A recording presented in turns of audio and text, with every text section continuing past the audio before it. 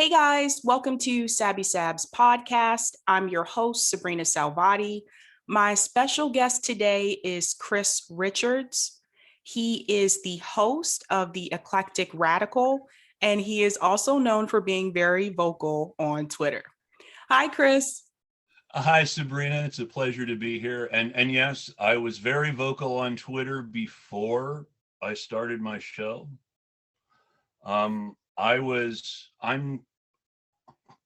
I am a working guy with a high school education who does technical support, helping people install lighting controls or troubleshoot them at new construction. And I I was very frustrated. I didn't feel like I had an outlet. I actually told my therapist, I need to talk to somebody more. Yeah, my therapist said that I needed to talk to more people, that I needed more of an intellectual outlet, and that I needed to talk about the things that I was thinking about more. So I got a Twitter account and started arguing with people.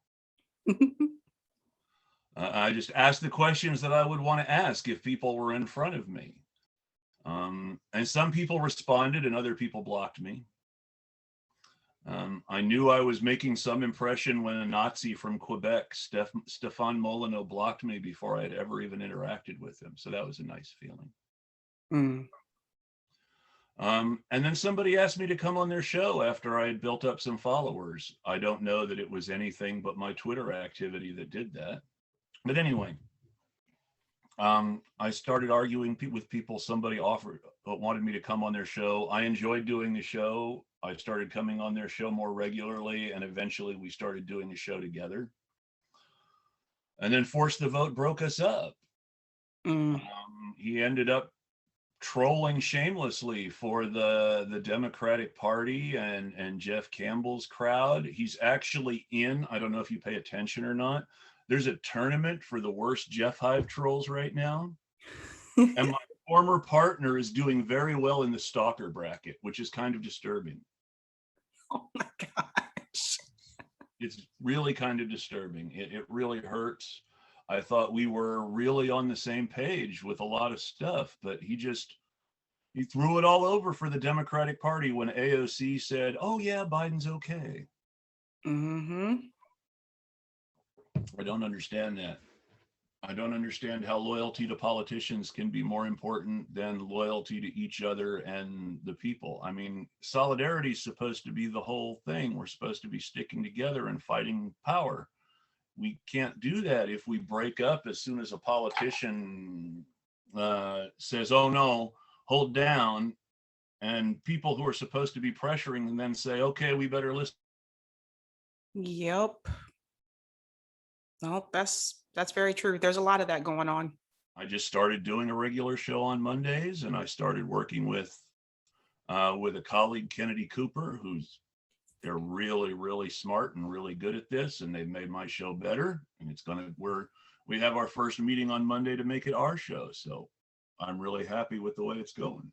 So I came on your show to talk about police brutality, and that was prior to the Derek Chauvin verdict. Yes. But since he has been found guilty, do you anticipate any type of change in policing in America, and why or why not?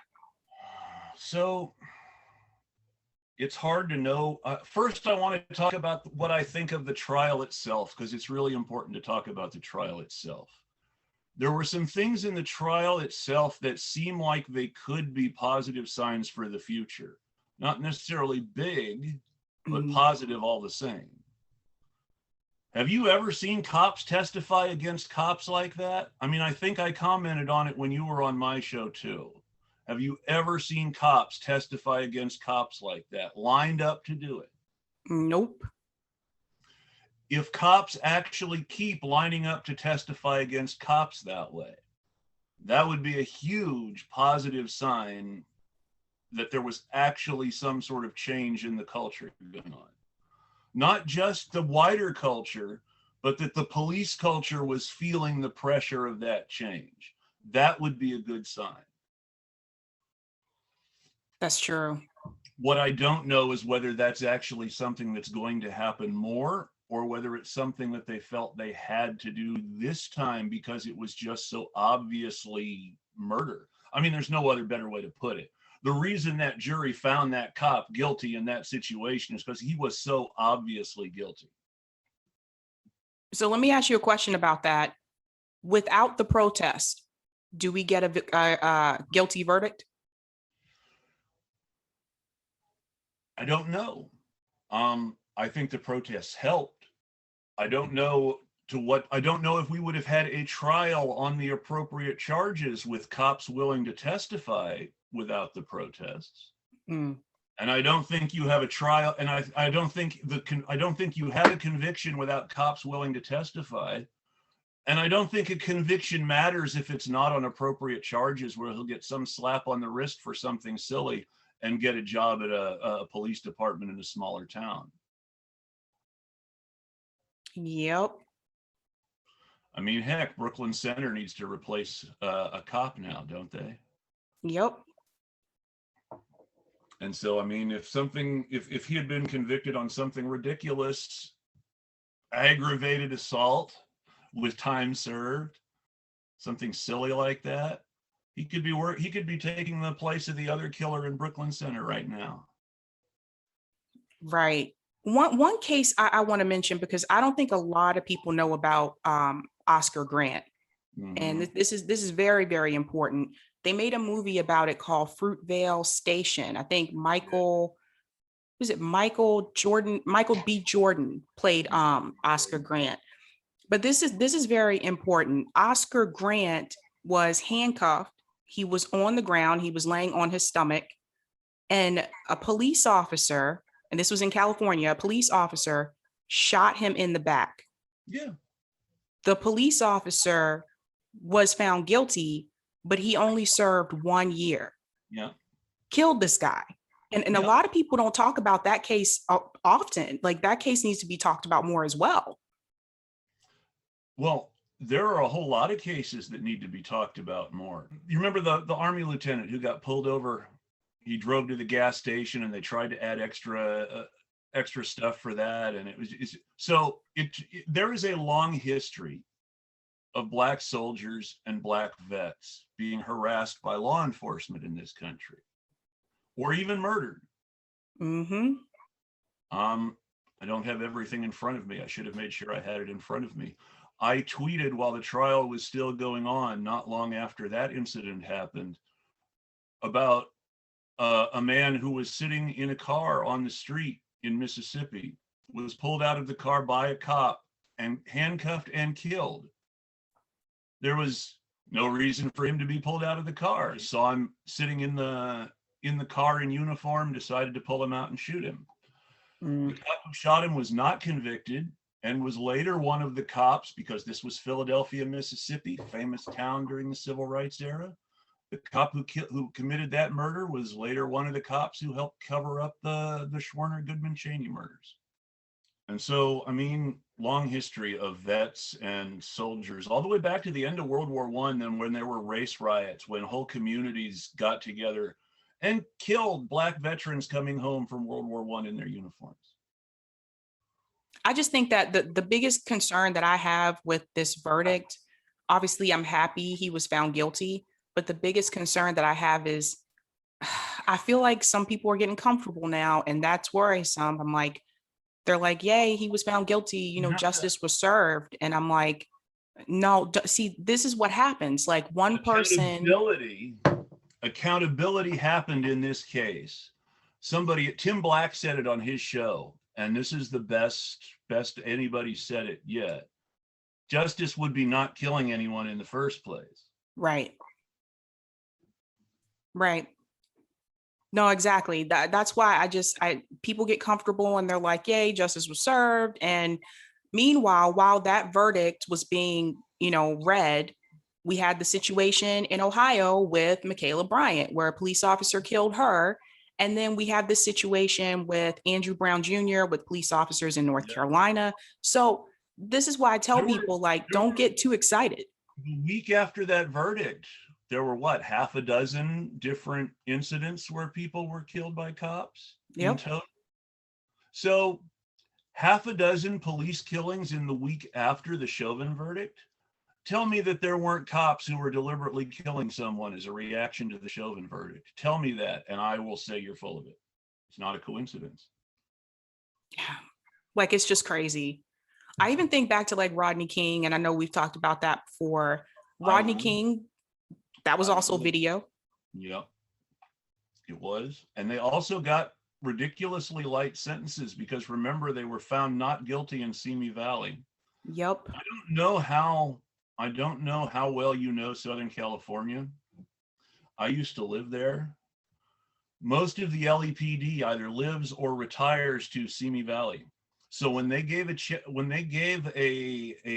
change of venue for the cops to a trial in Simi Valley, they were literally putting them in front of a jury of their peers, cops and retired cops and cops' neighbors and cops' friends.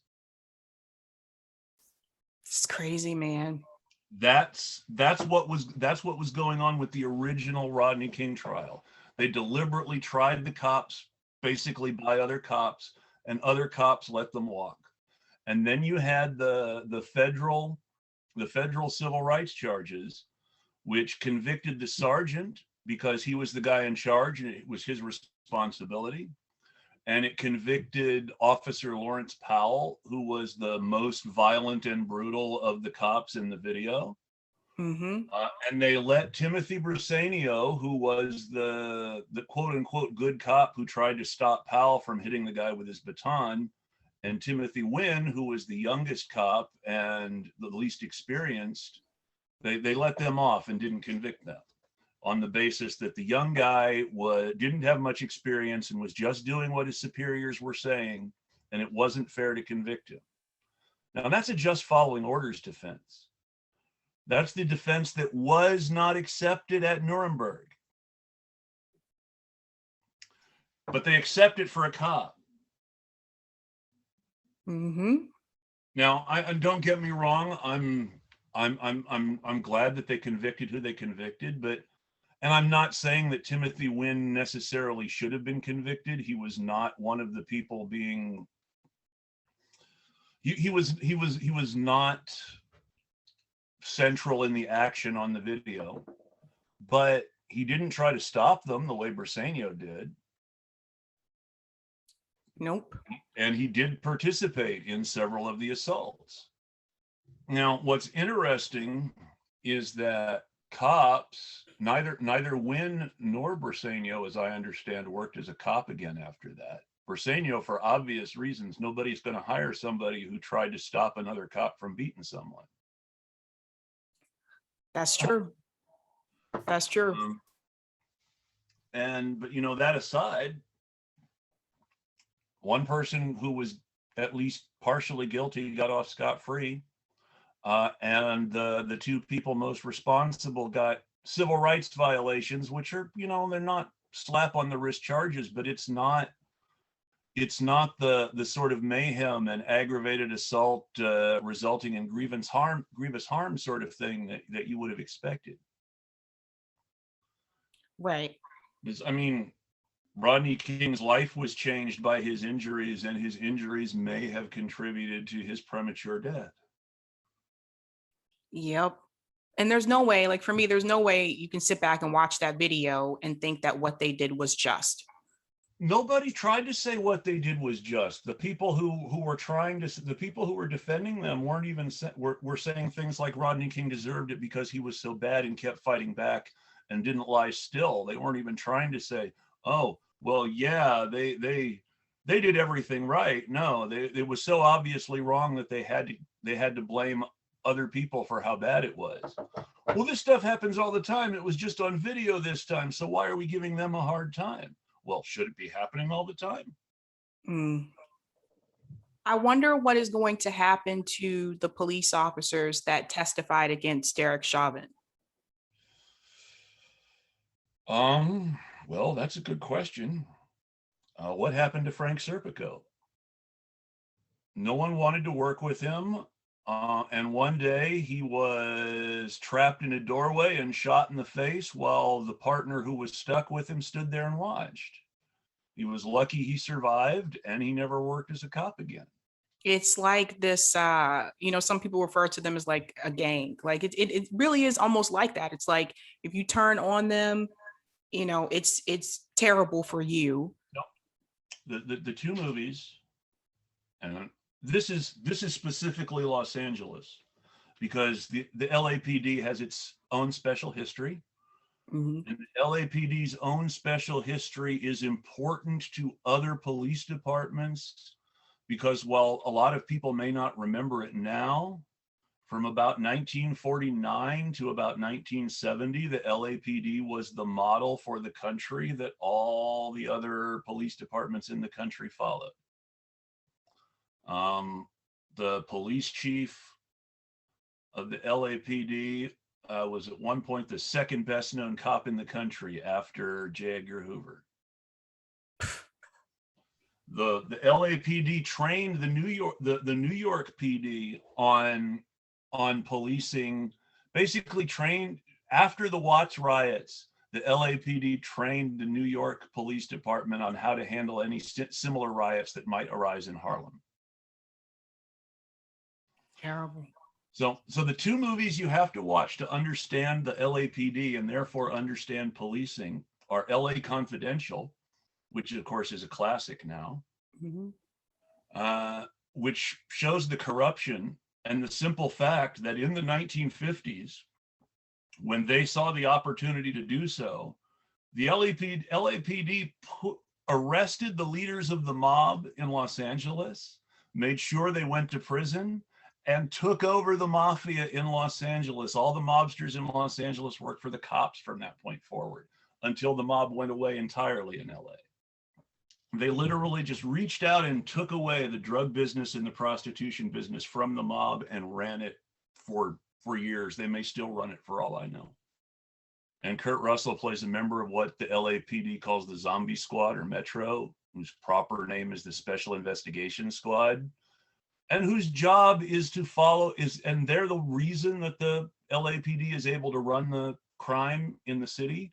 Their job is to terrorize and kill and arrest repeat offenders.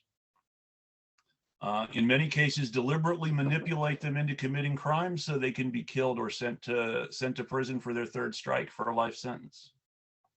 And that was Kurt. What movie was that? Dark Blue, starring Kurt Russell. I'll have to watch that. It starts with this. It starts with this very LA Confidential like police corruption story, and ends with the Rodney King riots, and how the main characters decide to respond to it is important. Interesting. But it's from the point of view of the crooked cops. It's the Rodney King riots from the point of view of the crooked cops, which it's not easy to watch, but it's important for people to understand. Yeah.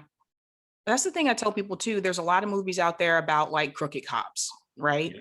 We even saw that like in Training Day, Yes. right? So people watch those movies and then those same people will say, well, back the blue. I don't believe that cops are doing this. And I'm just like, where do you think the people who are writing for those movies, where do you think they got those ideas from? Well, I mean, that's really the whole point, is that there is this whole genre about crime and cops and the real experiences of poor people in inner cities, mostly Black, that is Mhm. ignored by white people. Maybe white people have read Chester Himes, and that's as deep into it as they might have gotten. They haven't read Donald Goines or anybody serious like that.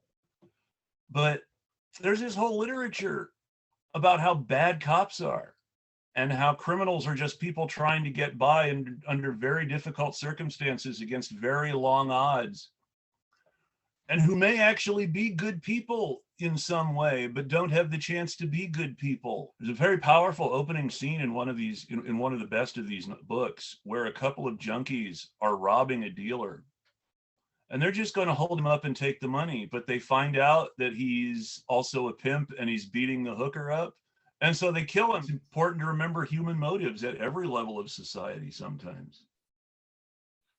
Yeah, no, it's true.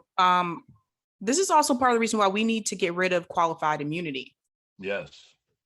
Because when I tell people, they say, well, it was just that officer. And I wrote a piece, Substack about this. It's not just one officer, it's the entire system. If you go into a job and you know that you have qualified immunity and you know that if you do something bad, nothing's going to happen to you, what does that say about the system? Well, let's go with another corrupt cop movie. Now, of course, this is in Chicago in the bootlegging era, so we're not supposed to associate it with now.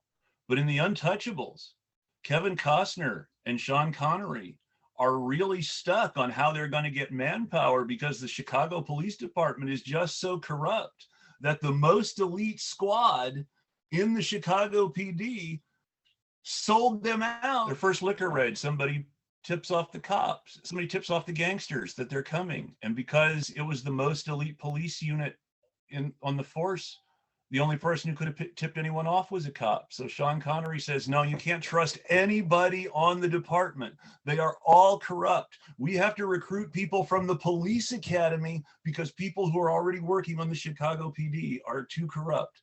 And that's how they hire Andy Garcia. They recruit him straight out of the police academy, because they can't afford to have any experienced cops that Sean Connery doesn't personally know and trust.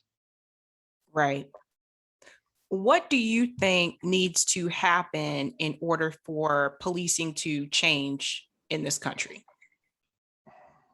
So do you want my politically correct, politically feasible, we can do this without overthrowing the government, or do you want my ideal utopia? Your ideal utopia.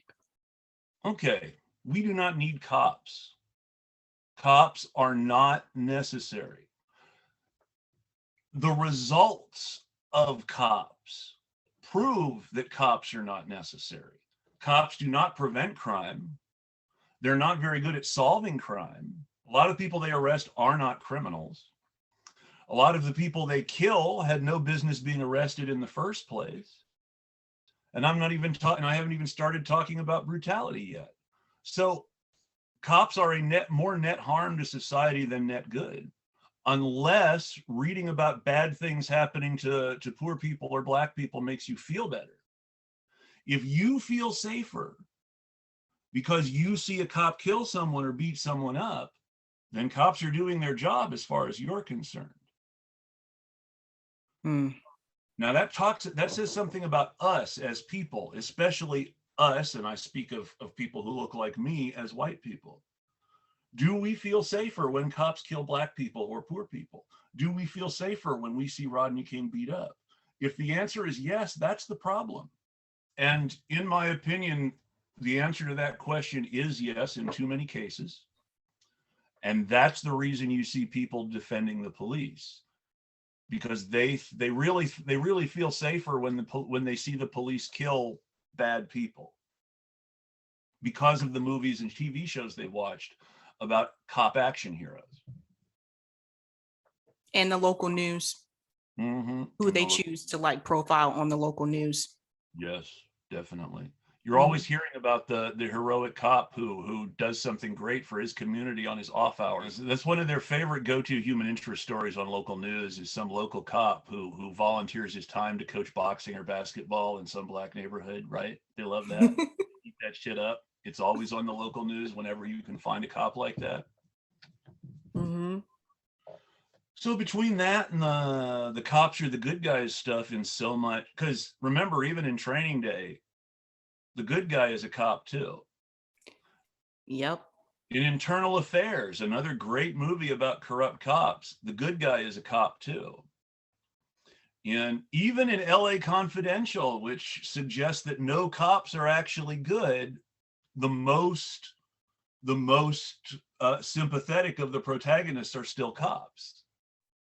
I mean, I definitely hear like where you're coming from. If police officers aren't really solving crime,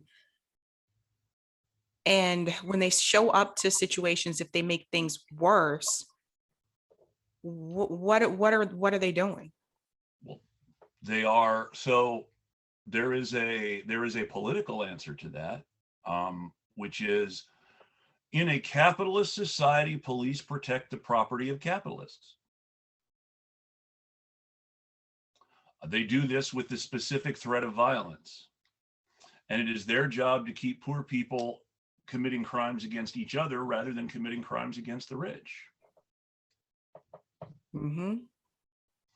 That's why you don't see, that's why, despite the fact that racists and cops love to talk about black on black crime, you don't see a lot of effort of cops to actually do anything about black on black crime in poor black neighborhoods.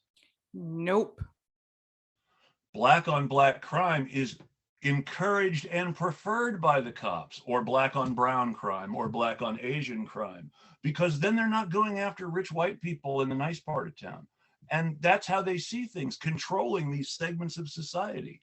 Keep the poor working white folks in their part of town and the poor black folks in their part of town, and let the rich folks enjoy the rest of it.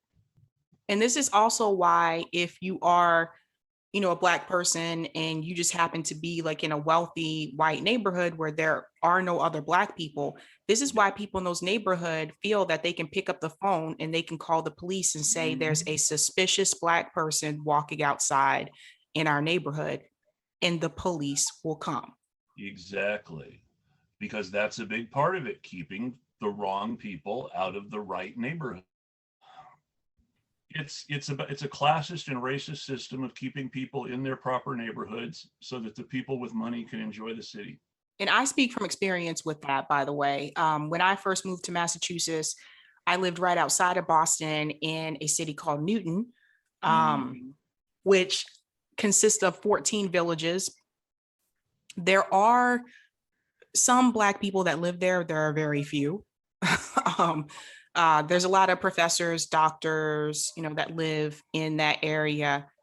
Number of times I felt very uncomfortable just walking back from the subway, because there is a subway in Newton, walking back from the subway, back to like my place, and just having people like stare me down. And I actually had someone one time ask me like if I was lost. I'm like, no, I live here. So it's just, people will let you know, they'll make it very apparent to you that they don't want you there. I totally believe it. I mean, there are places, and I'm not comparing my situation to a black person, and I don't have this problem very much in Oregon. That's why I live in Oregon. But there are places where if you come in looking at me, they're not going to treat you the same as if you come in looking clean shaven and wearing a business suit. Mm-hmm. And it's the same reason, it's the same classist set of assumptions. The responses are different and it's less severe, but it's the same basic principle, which is you have to keep everybody where they belong. And if somebody looks like they don't belong, everyone is frightened. I have very, very clear memories of the Rodney King riots and the way that they were presented to us as scary black people doing horribly violent things to make us frightened and to make us feel like the National Guard invading South Central was somehow okay and was going to make things better.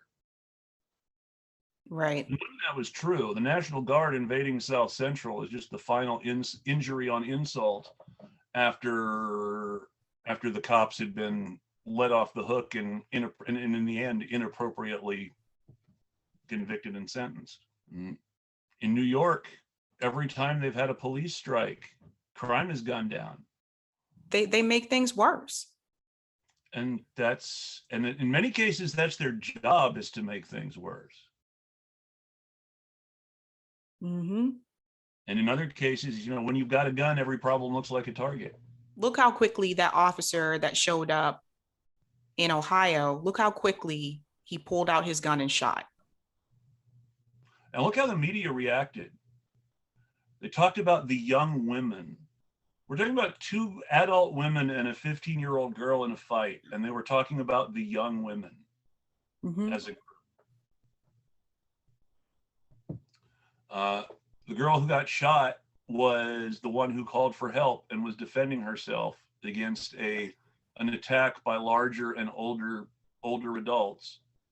She grabbed a weapon to defend herself because of the odds against her, and she was the one immediately shot. Why? Yep. Yep. So that's why I tell people, like, try to put yourself in that situation. You know, first of all, adult women fighting a teenage girl, like, what the hell is wrong with you?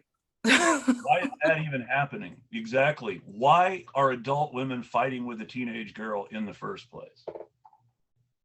Exactly. So it's just, I mean, I don't know. Like, officers have a taser for a reason. He could have used the taser, but again, no, again, first instinct was to shoot. And well, let's remember, would he have been able to tell his taser from his handgun anyway?